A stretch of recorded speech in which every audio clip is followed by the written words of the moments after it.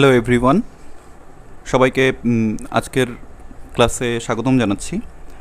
আমি এখন কিছু প্রোগ্রামের আউটপুট বের করব এবং প্রোগ্রামগুলো লেখা পাইথন ব্যবহার করে। আমি এর আগের ভিডিওতে 5টা প্রবলেমের আউটপুট বের করছি। 6 নম্বর থেকে শুরু করব এই কোশ্চেনের। তো 6 নম্বর প্রবলেমটা আমরা দেখি। 6 নম্বর প্রবলেমে কী আছে?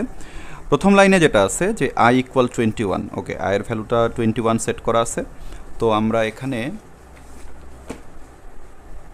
লিখে ফেলি আয়ের ভ্যালু কত, 21, ওকে। হোয়াইল ট্রু, আচ্ছা, একটা হোয়াইল লুপ চলতেছে। হোয়াইল ট্রু মিন্স অর্থাৎ ভেতরের কন্ডিশনটা যতক্ষণ সত্য থাকবে, ঠিক আছে, বা ট্রু হবে, ততক্ষণ আসলে এই হোয়াইল লুপটা চলবে এবং একটা কন্ডিশনে এটা ব্রেক হয়ে যাবে। তো এখানে হোয়াইলের কন্ডিশনটার ভেতরে আছে ইফ i%3 = 0, অর্থাৎ 21%3 = যদি 0 হয়, 0 কিনা, এটা তো ট্রু, কারণ 21কে 3 দিয়ে ভাগ করলে ভাগশেষ কত, 0।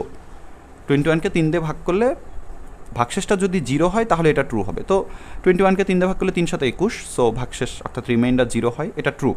তো ট্রু যদি হয় তাহলে ভেতরে যাবে আর কি, তাই না?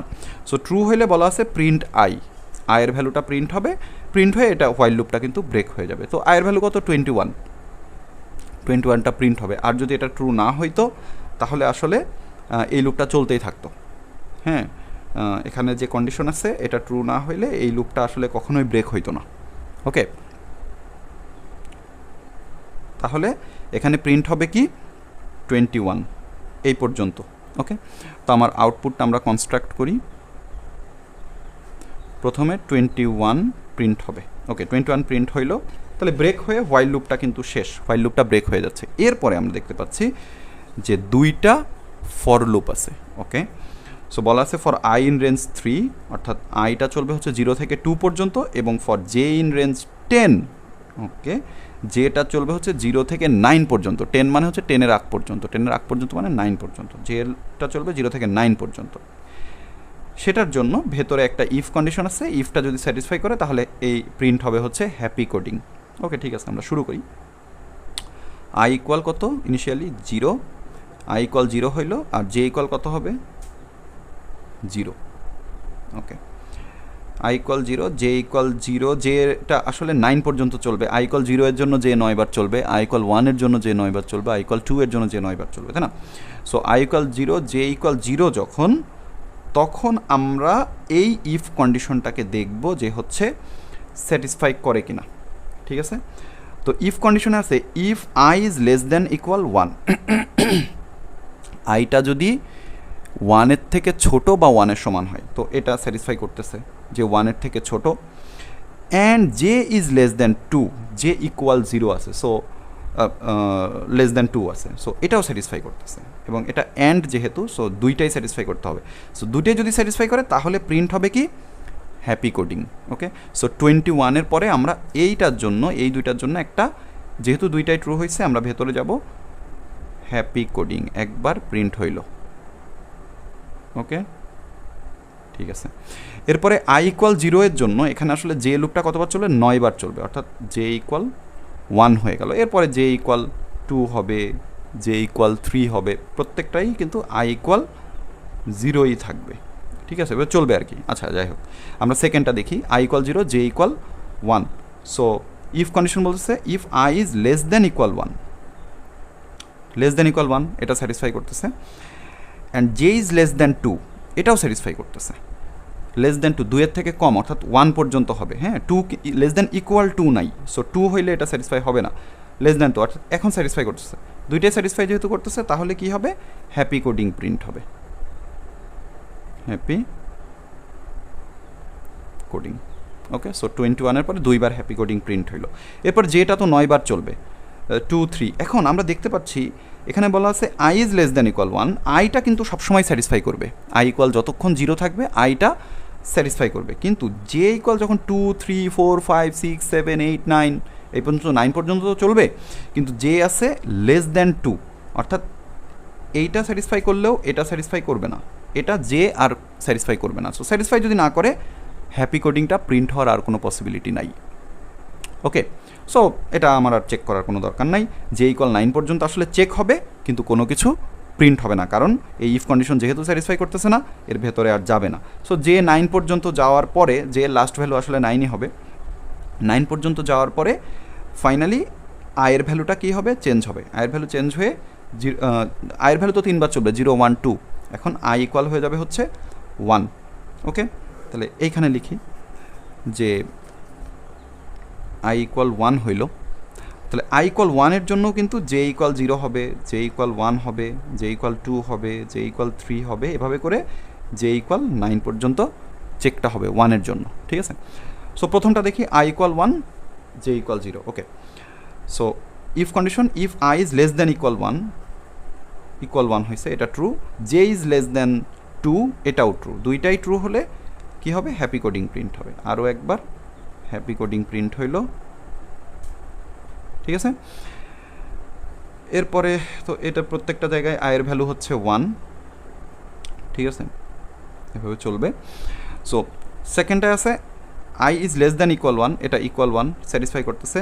আর জে ইজ লেস দ্যান 2, এটা জে এর ভ্যালু হচ্ছে 1, এটাও স্যাটিসফাই করতেছে। সো প্রিন্ট হবে কি, হ্যাপি কোডিং। আরও একবার প্রিন্ট হবে। এরপরে কিন্তু আয়ের ভ্যালু 1ই আছে, এটা তো স্যাটিসফাই করবে লেস দ্যান ইকুয়াল 1 যেহেতু। এটা আছে J is less than 2, so এইটা আর স্যাটিসফাই হবে না। স্যাটিসফাই না হলে হ্যাপি কোডিং প্রিন্ট হবে না। সো প্রত্যেকটা জায়গায় আই ইকুয়াল 1-এর জন্য আসলে স্যাটিসফাই করবে, বাট জে এর ভ্যালু আর স্যাটিসফাই করবে না। সো আর হ্যাপি কোডিং কিন্তু প্রিন্ট হবে না এখানে।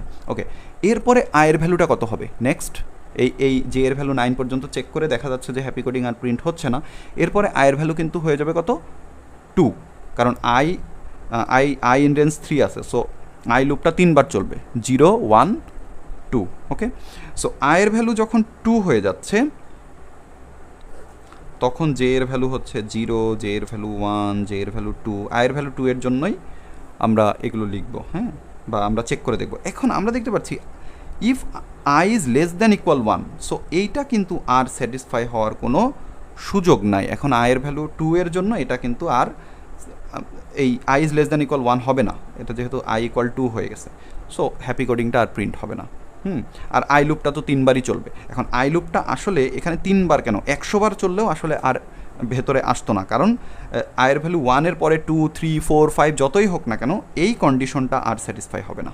এখানে যেহেতু এন্ড আছে, দুইটা কন্ডিশনই স্যাটিসফাই হতে হবে, যেহেতু এই কন্ডিশনটা স্যাটিসফাই হবে না, সো আর এই ইফ কন্ডিশনের ভেতরে আর ঢুকবে না। সো আলটিমেট আউটপুট হচ্ছে হ্যাপি কোডিংটাই 4বারই প্রিন্ট হবে। ওকে, সো এটার আউটপুটটা কত হবে, প্রথমে তো 21 একটা প্রিন্ট হয়ে গেল, আর হ্যাপি কোডিংটা 4বার প্রিন্ট হবে। হ্যাঁ,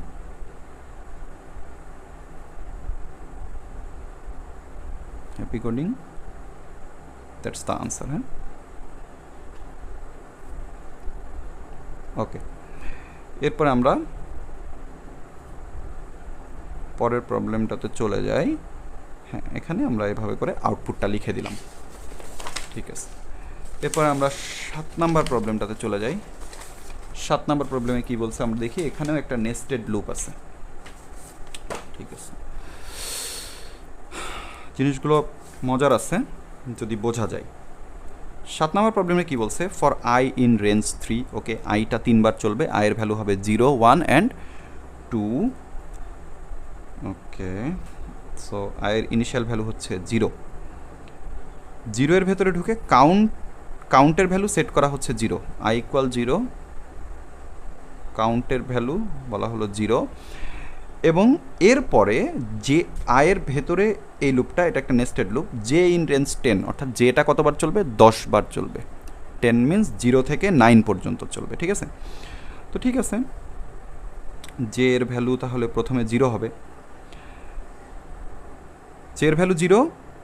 এখন একটা কন্ডিশন চেক করা হচ্ছে, if I is less than equal 1 and J is less than 2। আগের প্রোগ্রামটাতেও মনে হয় এই টাইপের একটা কন্ডিশন ছিল। Okay, so I is less than equal 1 satisfy করতেছে, অ্যান্ড আছে জে ইজ লেস দ্যান 2, এটাও স্যাটিসফাই করতেছে। করলে কী হবে, কাউন্টের ভ্যালু হবে কাউন্ট প্লাস 5, অর্থাৎ কাউন্টের ভ্যালুটা কী হবে, কাউন্ট প্লাস 5। কাউন্টের বর্তমান ভ্যালু 0 প্লাস 5 করে কাউন্টের ভ্যালু হয়ে যাবে হচ্ছে 5। ওকে, কাউন্টের বর্তমান ভ্যালু 5 হয়ে গেল। এরপরে লাইনে এসে বলতেছে এই ভ্যালুটাকে প্রিন্ট করে ফেলতে, তাহলে 5টা প্রিন্ট হয়ে যাবে, আউটপুটে আমার 5 চলে আসবে, তাই না? 5টা প্রিন্ট হয়ে গেল। ওকে, এখন এই যে লুপটা কতবার চলবে, i ইকুয়াল 0 এর জন্য যে লুপটা চলবে কিন্তু 10 বার, যে ইকুয়াল 0, 1 2 3 এভাবে 9 পর্যন্ত চলবে। তাহলে i ইকুয়াল 0 আসে, বেসিক্যালি কী হলো এখানে, i ইকুয়াল 0, যে ইকুয়াল 0 এর জন্য কাউন্টের ভ্যালু আমরা পেলাম কত, 5, ঠিক আছে। ওকে, এরপরে যে ইকুয়াল কত হয়ে যাবে, 1 হয়ে যাবে। হ্যাঁ, i ইকুয়াল কিন্তু 0ই থাকলো। তাহলে i ইকুয়াল 0, যে ইকুয়াল 1, এই কন্ডিশন লেস দ্যান ইকুয়াল 1 এটা স্যাটিসফাই করে, আর যে ইজ লেস দ্যান 2 এটাও স্যাটিসফাই করে। তাহলে কী হবে, কাউন্টের ভ্যালু হয়ে যাবে কাউন্ট প্লাস 5, অর্থাৎ কাউন্টের বর্তমান ভ্যালুর সাথে আরও 5 যোগ হয়ে যাবে। তো কাউন্টের বর্তমান ভ্যালু কত আছে, 5, এর সাথে আরও 5 যোগ হয়ে গেলে কত হবে, 10, কাউন্ট ইকুয়াল 10। পরের লাইনে এসে বলতেছে প্রিন্ট কাউন্ট, কাউন্টের ভ্যালুটা প্রিন্ট করতে হবে, তো আমরা 10টা প্রিন্ট হয়ে যাবে।